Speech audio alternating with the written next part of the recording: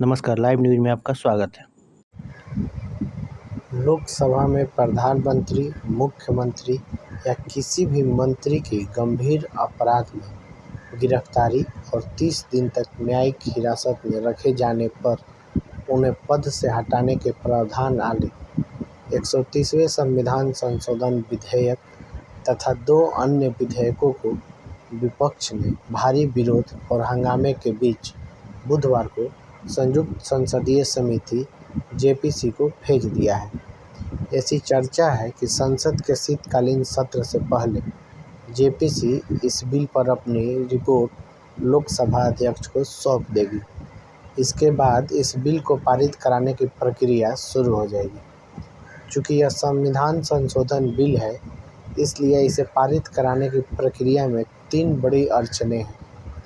नियमानुसार इसे संसद के दोनों सदनों से विशेष बहुमत के साथ पारित कराया जाना चाहिए। संविधान के अनुच्छेद 368 के तहत संविधान संशोधन बिल को संसद के दोनों सदनों लोकसभा और राज्यसभा में 2 स्तरों पर बहुमत चाहिए। पहला कुल सदस्यों का बहुमत और दूसरा उपस्थित और मतदान करने वाले सदस्यों का 2/3 बहुमत। तीसरी अड़चन, आधे से अधिक राज्यों की विधानसभा से भी इस बिल को पारित कराना होगा। अब बात संसद में एनडीए की संख्या बल की और इस संशोधन विधेयक को पारित कराने में आने वाली अड़चन की है। चूँकि संसद में 2 स्तर पर बहुमत चाहिए, जिसमें पहला सदन की कुल सदस्य संख्या का 50% से अधिक मत जरूरी है, तो इस अड़चन को सरकार आसानी से पार कर लेगी। क्योंकि लोकसभा में टोटल 542 सदस्य हैं, ऐसे में 50% मत यानी बिल के पक्ष में 272 सांसदों का वोट चाहिए, जबकि मौजूदा समय में सरकार के पास लोकसभा में 293 सांसद हैं। इसी तरह राज्यसभा में अभी कुल सदस्यों की संख्या 239 है। साधारण बहुमत के लिए 120 सांसद के मत की ज़रूरत होगी, जो आसानी से पूरी हो जाएगी, क्योंकि राज्यसभा में एनडीए के पास 132 सांसद फिलहाल में हैं। अब बात 2/3 बहुमत की, जो दूसरी और सबसे बड़ी अड़चन है। लोकसभा में 2/3 बहुमत का आंकड़ा 362 है, जबकि राज्यसभा में यह आंकड़ा 160 है।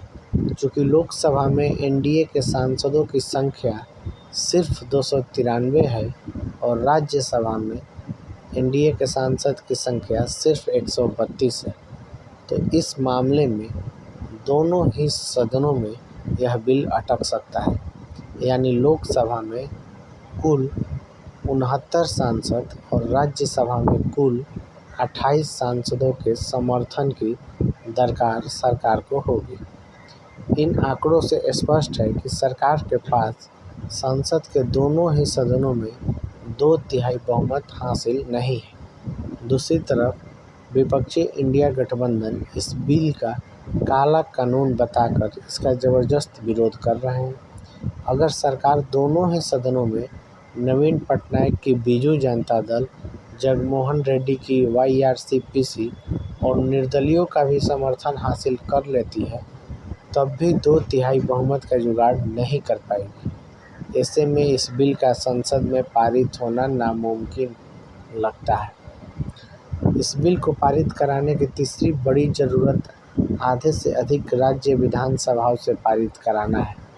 चूँकि भारत राज्यों का संघ है, इसलिए संविधान संशोधन बिल 50% राज्यों की असेंबली में पास होना जरूरी है। इस मामले में एनडीए को कोई दिक्कत नहीं होगी, क्योंकि आधे से ज़्यादा राज्य में एनडीए की सरकार है। एक संभावना यह भी बन रही है कि अगर विपक्ष संयुक्त संसदीय समिति में शामिल होता है और उसके सुझावों को सरकार मान लेती है, जिसमें यह कहा जा सकता है कि न्यायिक हिरासत की बजाय सज़ा होने पर ही इस्तीफे को अनिवार्य बनाया जाए, तब संभावना बन सकती है। विपक्षी दल इसका समर्थन करें, अन्यथा इस संशोधन बिल के पारित होने की संभावना कम है।